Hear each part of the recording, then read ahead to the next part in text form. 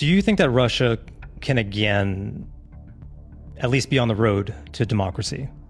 Yes, and it all depends on Ukraine.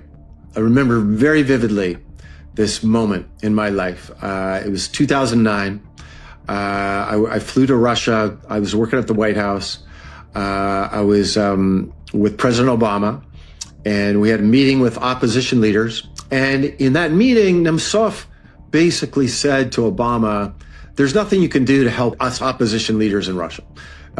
You taint us by your association with us. And he just said, there's nothing you can do to help us. Help Ukraine. And his argument was really clear. He said a couple of things, and then I heard Putin talk about this. So Putin, remember, Putin has these two contradictory views about Ukraine. The first thing, he tells Russians back home that we are a unique culture.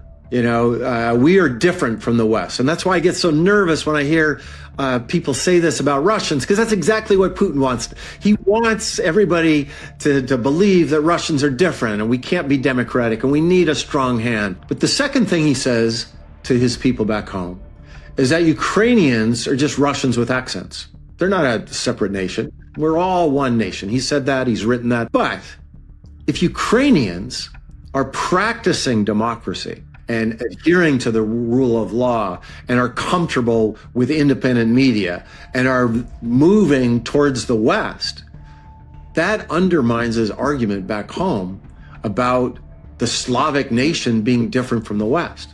And that's what threatens Putin. It's democracy, it's civil society in Ukraine. It's not NATO expansion. He could care less about NATO expansion. I was just in Finland and Sweden 2 weeks ago. He could care less that they joined. It's Ukrainians, the Russians with accents, that's his argument, practicing democracy that threatens his system of rule back home.